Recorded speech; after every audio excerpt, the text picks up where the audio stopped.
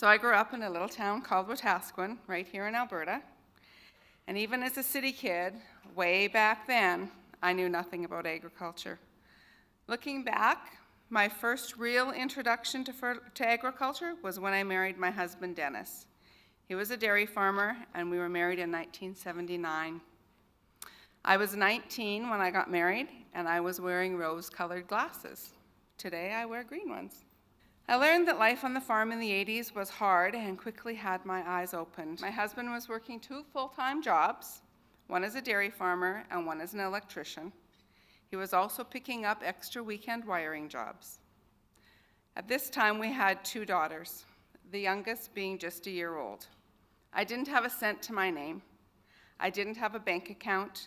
I didn't have a source of income.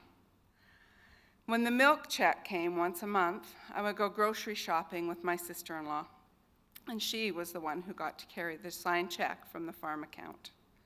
You see, our husbands farmed together, and we ladies got to go to town with one signed check. One day, my cupboards were bare. It must have been towards the end of the month, and the groceries had run out. My mom and my sister had to bring me out groceries. My life changed because of that, and I knew I needed to get a job. Too many things were out of my control, and I had my children to worry about. So a few days later, I got a phone call from this little company in Wetaskiwin. They had heard that I was looking for a job. My sister was cleaning their office, and she had told them about me. They were looking for some office help for about 6 weeks, half days. Would I be interested? Would I? That company was called Parkland Fertilizers, and this became my real entry into agriculture. My 6 weeks turned into 4 months, and my 4 months turned into 33 years. I did every imaginable job, and some you probably can't even imagine.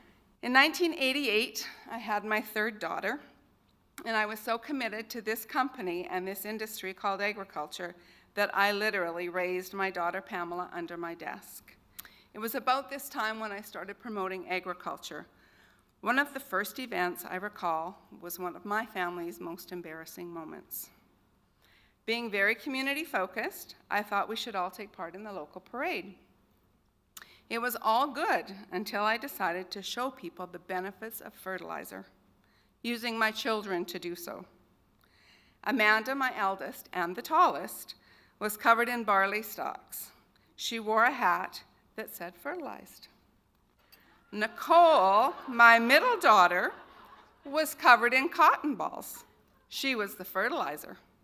And Pamela, my youngest and the shortest, was also wrapped in barley stalks, and her hat said unfertilized. Do you have a visual?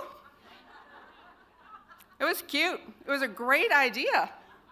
Unless you're the 13-year-old walking down Main Street, Wetaskiwin, letting the whole town know you were fertilized.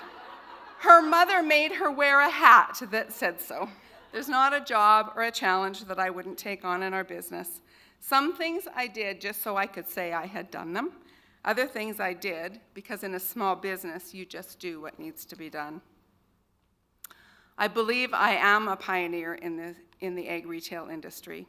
And I believe that I am the first woman to become an owner of a fertilizer dealership that wasn't a husband and wife team. I am proud and I am honored to have helped and encouraged the second woman in the role as well. Michelle Brown became an owner of Parkland Fertilizers Lacombe. One of the most amazing things that I was able to do was to go to Ottawa and lobby for our industry, going and explaining to the leaders of our country the importance of agriculture. We took them goodie bags, and everything in those bags came from agriculture. It was great to help them realize that the products that they use or consume every day came from agriculture.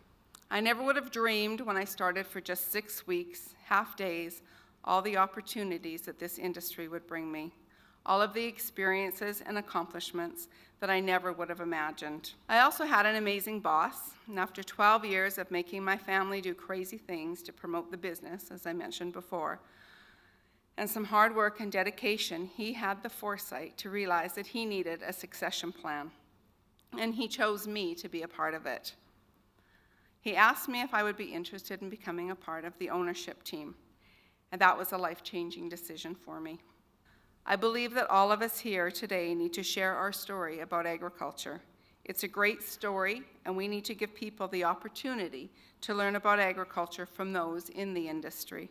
As you all know, ag provides us with so much, whether it's the food we eat, the products we use, or the vast option of career opportunities.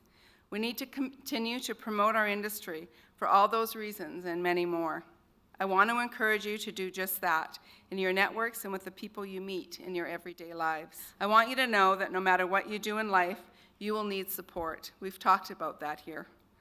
I'm grateful for the support that I found in my family, but I often felt alone in this industry for many years, without another woman in my position that I could turn to. Looking around the room, I see that things have drastically changed, and I want you to make the most of that. So don't be afraid to reach out to one another and ask for help or support. Please encourage one another. Even share your funny stories with one another so that you know that no one is perfect and figuring it all out. I have carved a path in what used to be a male-dominated industry. It still is somewhat today, but clearly there is now a lineup at the Washroom. Thank you.